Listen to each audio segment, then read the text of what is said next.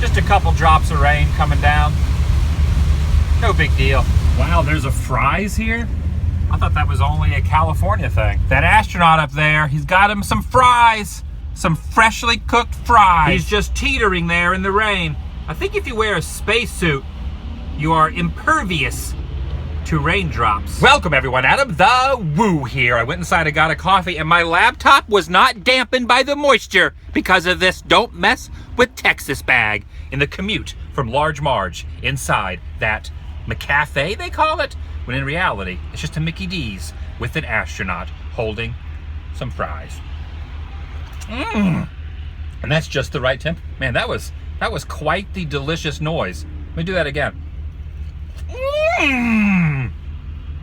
It's my second channel, daily vlog channel. It's the TheDailyWoo. I've been wanting to go in here for a very long time, and today I am. Space Center, Houston. Hopefully, there's no problems. But holy cow, look at that. It's piggybacking that plane. This is gonna be fun. For the dreamers and the explorers who look to distant horizons, for the celebration of discovery and newfound knowledge, for the children who will be the pathfinders of the high frontier. I got my guide map and whoop, I just dropped my ticket. As you enter in, they have a little wreath and memorial set up to Eugene Cernan, who was the last man to walk on the moon. He just passed away.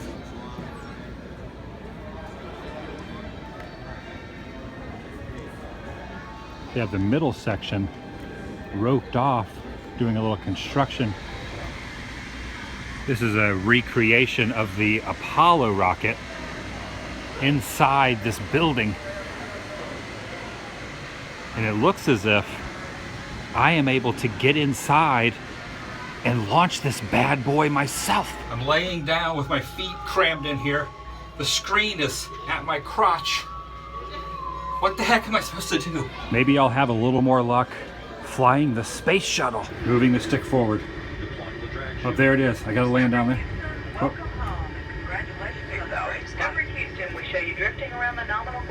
I don't know what I'm doing.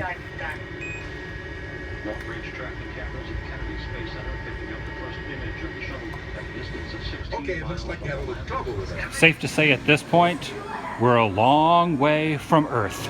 Pluto, Saturn, the black hole, Maximilian.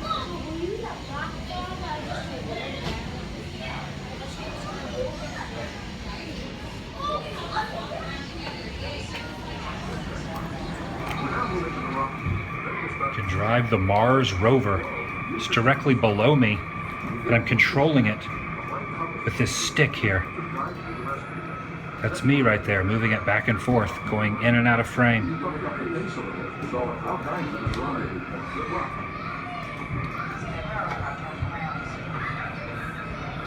Oops, I smashed my rover into the NASA compound. Oops, sorry. To simulate weightlessness, they have this miniature beach ball just floating here in the breeze.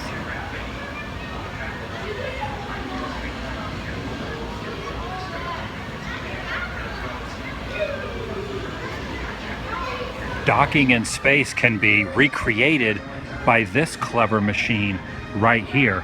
Docking is the joining of two spacecrafts. Space vehicles dock to the International Space Station when a new crew arrives, when food and equipment are delivered. Now here's something I never knew existed before, a robot-onaut. This is designed to assist or replace an astronaut conducting a spacewalk. He looks like a less menacing Boba Fett. These are the constant wear garments. Once the astronaut is inside a pressurized cabin, they really do not need to wear a spacesuit. So this is what they use when they are entering or exiting space. And this is what they wear when they're inside the compartment. They have to go through this airlock module. And once they do that, they're in their orbital workshop, just like being on Earth with no gravity. Let's go in and check it out on what it's like inside. Whoa, whoa, he's floating there. He is just doing some calisthenics in midair. Check this video out. There's three running around in a circle. It's almost like the wheel is turning, but it's not. They're turning. And from here, everything gets really confusing. The bicycle is on its side, This guy's taking a shower perpendicular. It has to be an amazing feeling to be looking at the Earth from space. I'm just looking at basically a globe recreation of the planet we live on. But imagine being above it in real life.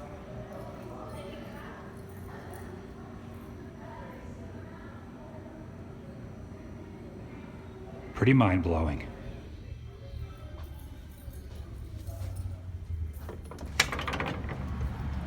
Then the elevator going up to the top. It feels much taller when you're standing at the top of it. You really get the perspective of how many feet tall this thing really is. It's pretty neat how they have this set up where you can go inside a mock-up of the shuttle itself, equipped even with the controls.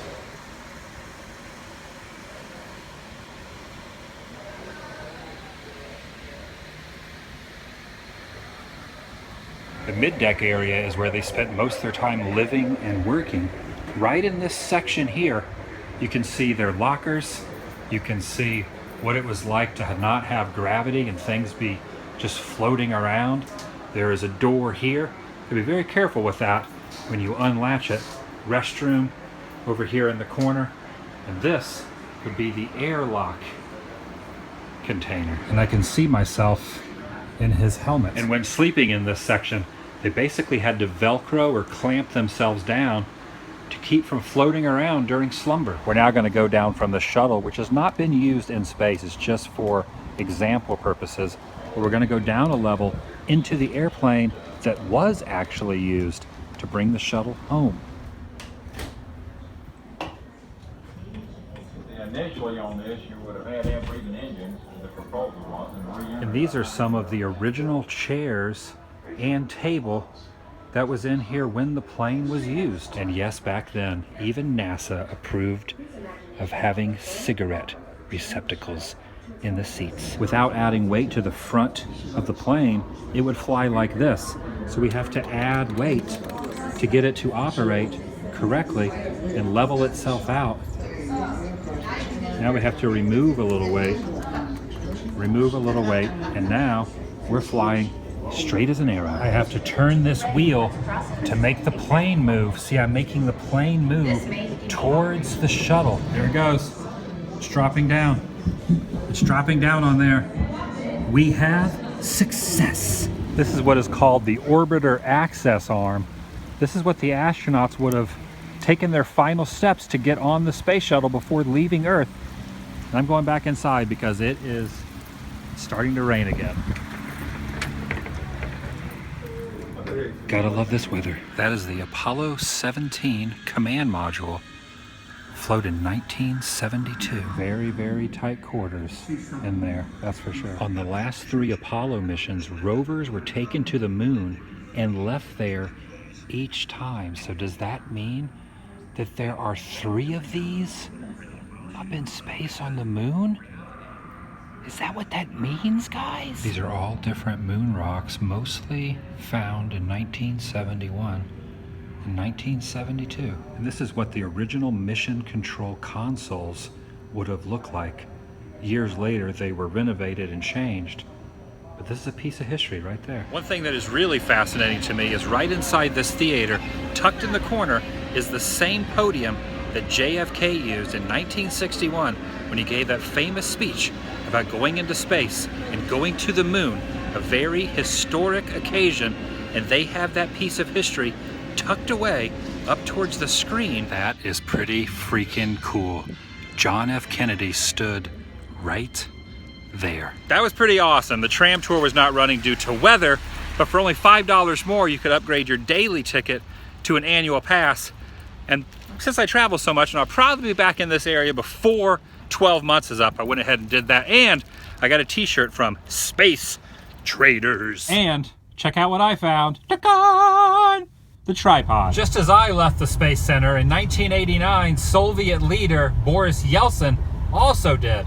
And right up here is a supermarket where some say he gave up on communism. Which makes it even more ironic that there is a Statue of Liberty as I'm about to pull in the parking lot of the shopping center. And there it is, the historical food town. But it used to be a place called Randall's, and as the story goes, he was leaving NASA on his way to the airport. He wanted to see how Americans shopped and how their consumerism was. He went inside here, and by seeing all the selection, his mind was blown.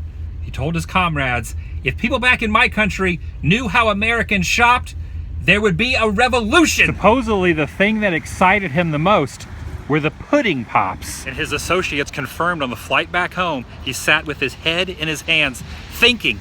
2 months later, the Berlin Wall came down. 1 year later, he denounced communism. And then a year or two after that, the Soviet Union was no more. And on a side note, this vending machine has awesome terror tattoos. This is ridiculous, I know, but I'm going to the frozen food section to see if they still carry the pudding pops. There are lots of popsicles and lots of different flavors like that, but I don't see anything called an actual pudding pop. There are fudge pops. Of course, in the last 25 years or so, brands change. But this is the area right here. All internet speculation, of course. It's time to answer some questions. If you could go back to any, or forward to any of the Back to the Future timelines, which one would it be? Probably 1885, because I do need to learn a thing or two and become adept at shoeing horses and fixing wagons. Hey, Adam, I still have your hat. You can keep it.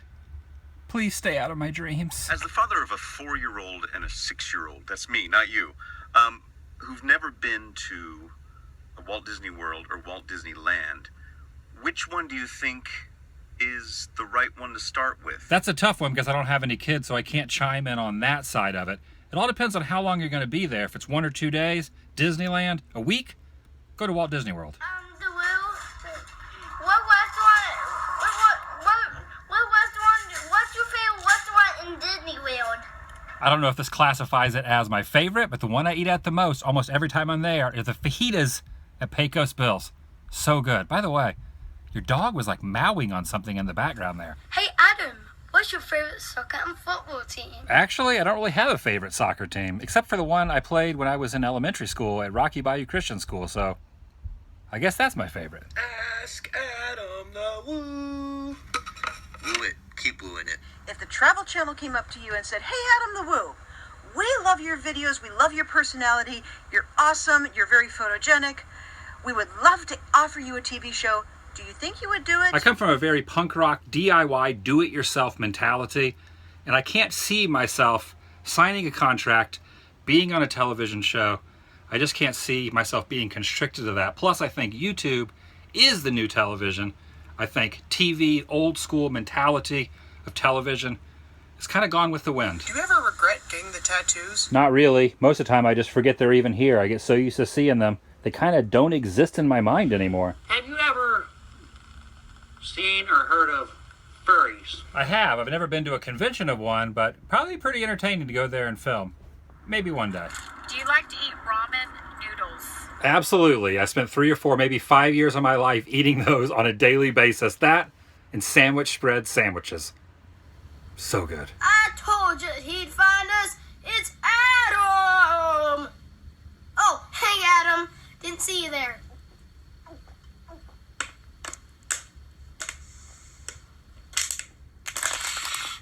It's question time. Who was a better filming buddy? Jacob the Carpetbagger or Justin Scar? Question over. That's a tough one because they're both really good friends of mine. But I will say this, out of everyone I know, acquaintances and friends, those two people are the guys that I know no matter where we go, we're all going to have the same interests of finding weird, wacky, roadside attractions and historical things interesting. Do you have a tablet like me? Kind of. I just got this iPad and I bought an external keyboard, so problem solved with the keyboard not working. Is Mini Adam the Woo doing okay? Safe travels, buddy. He's a great companion. And were you just watching Columbo? What is your favorite Disneyland ride? Mine is Dumbo. That's always changing, but the 3 I will go on nearly every time I'm in the park is Mr. Toad's Wild Ride, Pirates of the Caribbean, and the Haunted Mansion. In the 20-year period that you worked retail, did you ever think that you would actually be where you are now? say, when you were 25 years old, did you ever think you were going to make a life-changing decision to hit the road and to live life to the fullest? I never did. I always thought that that's what I was meant to do or what I was going to do forever, and I am very grateful and thankful that there is an audience who is interested in what I'm doing every day. And because I had those jobs, because I had full-time jobs for so long, and now my job is doing YouTube videos, it is a little more simple for me to get motivated each and every day as if I was going out to punch a clock to go to work. Instead of doing that, I have a responsibility not only to myself but to the viewers to go out and film things that people want to see and find interesting. That is my job. I look at it as a job. Sometimes I think, why are you doing all this? Like, what is the point of this? But in my mind, I revert back to those times. And that's my mentality. I wake up early every day. I wake up around the same time as I did when I was going to work. I have not been to a quote-unquote 9-to-5 job, punched a clock, in 5.5 years, yet I never sleep past 8 a.m. I'm always inspired when I wake up and motivated to go do what I do on a daily basis. And a lot of it is because of the feedback and the support that everyone gets me.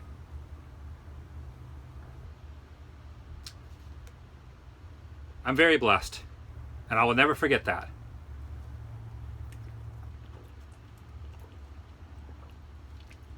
I know I misspoke a little bit in there, messed up a couple words, but I'm not going to edit that part.